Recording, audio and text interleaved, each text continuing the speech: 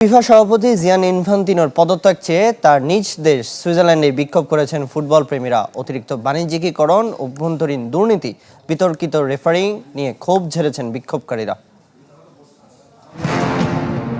বিশ্বকাপ শেষ হওয়ার আগেই তোপের মুখে ফিফা সভাপতি জিয়ানি ইনফান্তিনো। টুর্নামেন্ট জুড়ে একের পর এক বিতর্কের জেরে এবার তার নিজ দেশ সুইজারল্যান্ডে বিক্ষোভে নেমেছেন ফুটবল প্রেমীরা।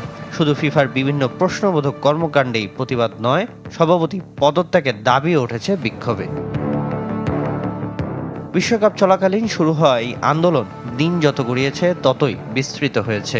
বিভিন্ন গণমাধ্যমের তথ্য অনুযায়ী বিক্ষোভকারীরা খেলাটার অতিরিক্ত বাণিজ্যিকীকরণ, ফিফার ভেতরের দুর্নীতি, বিতর্কিত রেফারিং, ম্যাচ সূচি নির্ধারণ এবং ফুটবলে কর্পোরেট ব্যবসায়িক মডেল চাপিয়ে দেওয়ার বিরুদ্ধে ক্ষোভ ঝেড়েছেন।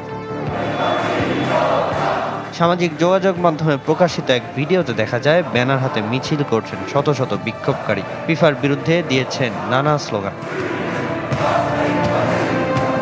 ফিফাকে ঘিরে বিতর্ক অবশ্য নতুন কিছু নয়। 2018 ও 2022 বিশ্বকাপের আয়োজক নির্বাচনকে কেন্দ্র করে আর্থিক অনিয়মের অভিযোগ ওঠার পর তদন্তের মুখে পদ ছেড়েছিলেন তৎকালীন সভাপতি সেপ ব্ল্যাটার।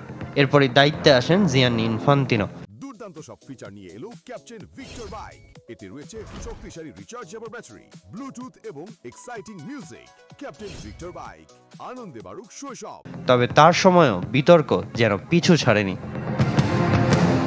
এবারে বিশ্বকাপে বিতর্কের শুরু টুর্নামেন্টের ড্র অনুষ্ঠানে যুক্তরাষ্ট্র প্রেসিডেন্ট ডোনাল্ড ট্রাম্পের হাতে ফিফা পিস প্রাইজ তুলে দেওয়ার পর। যুক্তরাষ্ট্র স্ট্রাইকার ফোলারিন বালোগানের লাল কার্ড প্রত্যাহার যেন আরও উস্কে দিয়েছে বিতর্ক। ইনফান্তিনো নিজেই স্বীকার করেছেন ট্রাম্পের ফোন পেই ফিফা বালোগানের নিষেধাজ্ঞা স্থগিত করে। রাজনৈতিক প্রভাবমুক্ত থাকার দাবি করা ফিফার জন্য যে ঘটনা বড় ধরনের প্রশ্নের জন্ম দিয়েছে।